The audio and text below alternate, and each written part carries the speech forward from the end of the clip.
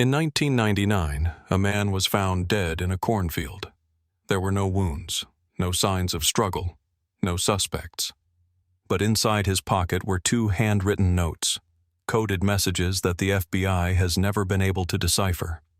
To this day, no one knows what they mean, or who killed Ricky McCormick. On June 30th, 1999, the body of 41-year-old Ricky McCormick was discovered in a rural cornfield in West Alton, Missouri, about 30 kilometers from the Canadian border. The location was remote, surrounded by tall grass and dense trees. There were no buildings nearby, no roads that led directly into the field, and no reason for Ricky McCormick to be there. Even more strange, no one had reported him missing. The discovery began when a local woman, passing by the field, noticed a strong odor and called authorities. Deputies arrived and found the body lying face up in the tall grass, partially decomposed under the summer heat. The coroner estimated that he had been dead for at least 3 to 5 days. At first glance, the case seemed like a possible overdose or natural causes. Ricky had a history of chronic heart problems and had previously been hospitalized, but the autopsy offered no conclusive cause of death. There were no gunshot wounds, no stab marks, and no signs of blunt force trauma. Toxicology came back inconclusive. And yet, something felt off. Ricky McCormick didn't own a car. He had no known contacts in that area. His home was nearly 30 miles away in St. Louis, Missouri. Public transportation to that remote field was virtually non-existent. So how did he get there? Even more puzzling were the items found in his clothing. In his pants pocket were 2 small sheets of paper, covered in handwritten letters, numbers, and symbols, what looked like a personal code. One note was folded tightly. The other appeared more worn, as if he had handled it often. Detectives turned the papers over to the FBI's Cryptanalysis and Racketeering Records Unit. They expected the message to be something simple, perhaps a phone number or personal memo. But that wasn't the case. Over the next weeks, the Bureau ran the codes through every known pattern: substitution ciphers, number-letter shifts, encryption databases, even military code systems. Nothing matched. They consulted code breakers, professional linguists, and forensic psychologists. All were stumped. The arrangement of letters and numbers didn't follow any known format. Some parts repeated, like OWTN or WLWM. But without a key, they were meaningless. The FBI classified the notes as uncrackable, which raised a haunting question. If Ricky McCormick didn't write those codes, who did? And if he did write them, what was he trying to say? While the FBI struggled with the code, local police turned their attention to Ricky's background. He was no stranger to trouble. He had dropped out of school in his early teens and was reportedly semi-illiterate. Despite this, Ricky kept a small notebook filled with what friends called his secret writing, random phrases and symbols he never explained. He had served time in prison in the mid-90s for statutory rape. After being released, Ricky bounced between low-wage jobs, lived with relatives, and often disappeared for days without warning. Friends described him as eccentric but harmless. A quiet man with odd habits, someone who often mumbled to himself, avoided eye contact, and talked about secret missions. His mental health was a topic of concern, though he had never been formally diagnosed. At the time of his death, he was unemployed and living at a motel. His girlfriend was pregnant with their child. According to her, Ricky had seemed nervous in the days leading up to his disappearance. He reportedly told her he was in some kind of trouble, but refused to elaborate.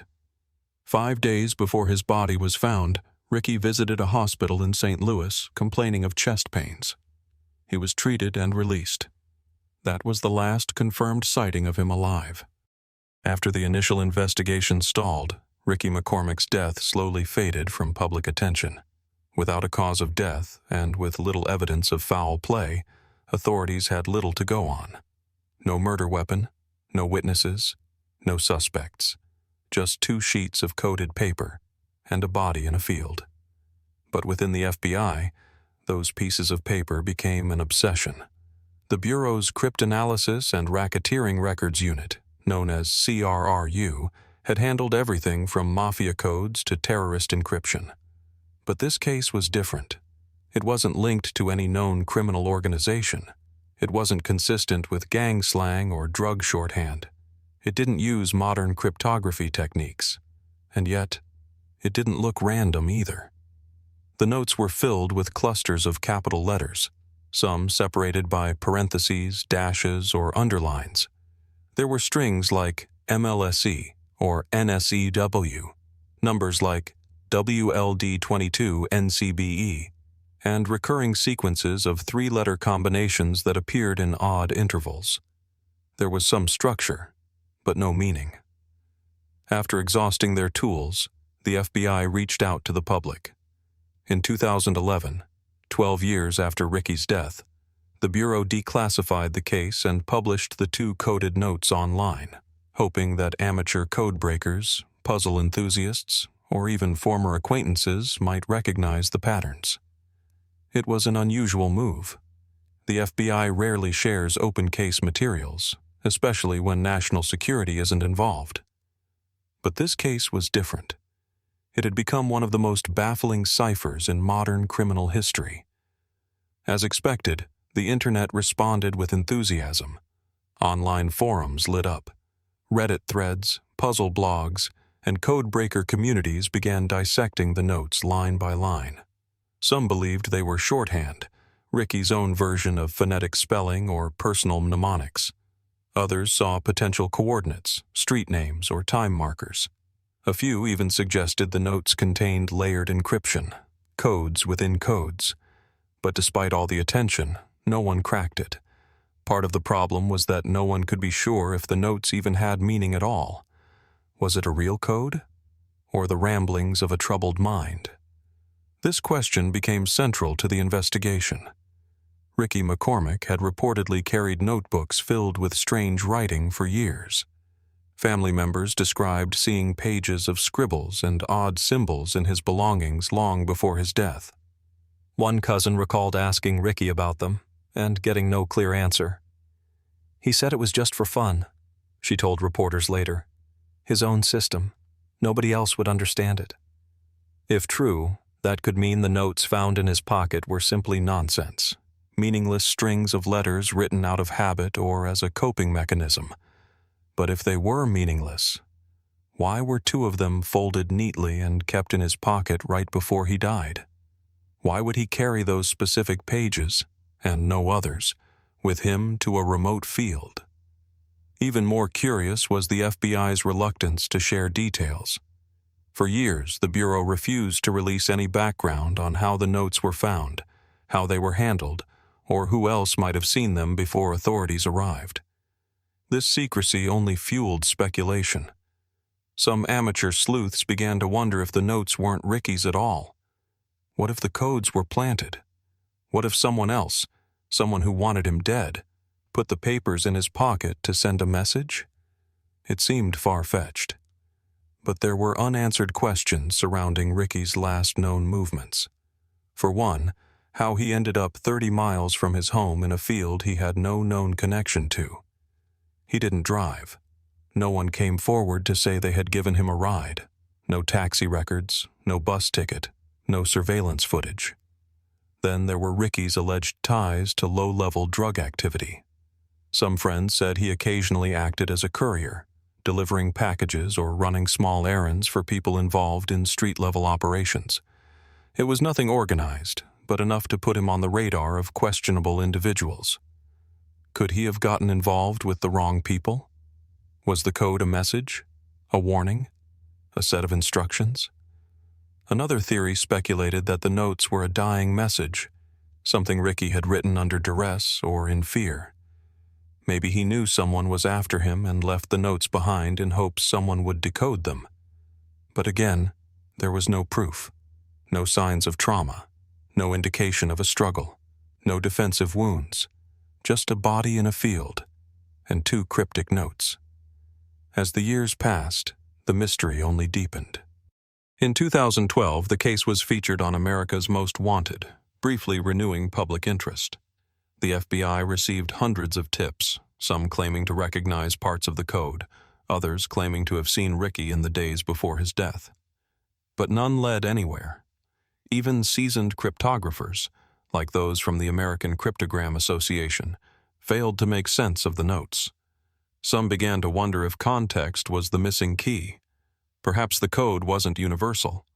Maybe it was personal, based on something only Ricky understood, like an inside joke or a diary in shorthand. Without knowing his life, habits, or thinking patterns, the code might remain forever unsolvable. And that's what makes this mystery so haunting. Despite growing media coverage in the early 2010s, the Ricky McCormick case remained frustratingly stagnant. Every few years, a new article or Reddit thread would reignite public interest, but the investigation itself never moved forward in any meaningful way. In fact, some argue that it moved backward. In 2012, shortly after the FBI released the encrypted notes to the public, members of Ricky's own family came forward with a surprising claim. They had never even been told about the notes until the FBI published them online. His mother, Frankie Sparks, told the media, "The FBI has never said anything to us about them being in his pocket. I don't think they're telling us everything." That statement raised eyebrows. Why wouldn't law enforcement share something that significant with the family? Were they trying to protect the investigation, or was there something more going on? The family insisted that Ricky could barely read or write, let alone construct elaborate coded messages. He had dropped out of school in 9th grade, and his relatives described him as someone who could write his name, but little else. They didn't believe he had the capacity to create a sophisticated cipher. So, once again, the same question returned. If Ricky didn't write the notes, who did? The FBI, for its part, never officially ruled his death a homicide. Because the body showed no visible trauma and toxicology results were inconclusive, the cause of death remained undetermined. Without a crime scene, a murder weapon, or physical evidence of foul play, investigators couldn't move the case forward. But at the same time, they didn't close it. The case remains open, active, classified as a death investigation. And the notes? Still unsolved. As of today, more than 25 years later, the FBI's website still lists the Ricky McCormick cipher as an open case under its Unsolved Cryptographic Investigations section. Despite countless amateur attempts and professional analysis, no one has been able to crack the code. And because no one can read what those notes say, we may never know if they were a clue, a warning, or just the last thoughts of a man whose life ended far from home. Final theories. What really happened to Ricky McCormick? With little hard evidence to go on, the case has become a blank canvas for speculation. Among the most popular theories, he was murdered. Ricky may have been killed by someone he owed money to or someone involved in low-level drug activity. The body was dumped in a remote location. The notes could be a warning, a message to others, or something only the killer understood. He died of natural causes, but under suspicious circumstances. Given Ricky's heart condition, it's possible he died of heart failure while out walking or while with someone who then panicked and left his body in the field. But this theory doesn't explain how he got there, or why no one came forward. The codes are real and dangerous. A smaller group of theorists believe Ricky was involved, knowingly or not, in something bigger: trafficking, espionage, or black market networks. The codes could contain names, dates, or locations. This theory rests on the idea that the FBI knows more than they're admitting. The codes are meaningless. Finally, some believe the most disappointing possibility. The notes are random scribbles written by a mentally unstable man, and his death was just an unfortunate tragedy, not a mystery to solve. But the truth is, we don't know. And until someone cracks those pages, we may never know what Ricky was trying to say, or who, if anyone, wanted him dead. Ricky McCormick was found in a field in 1999. No cause of death, no suspect, and 2 pages of codes that have never been solved. Did he know something he wasn't supposed to? Or was it all a coincidence? A cipher without meaning? Until those notes are cracked, we may never know. If you found this story as strange and chilling as we did, hit the like button, share your theory in the comments, and subscribe to Unsolved Mysteries Archive for more real-life cases from around the world that remain unsolved.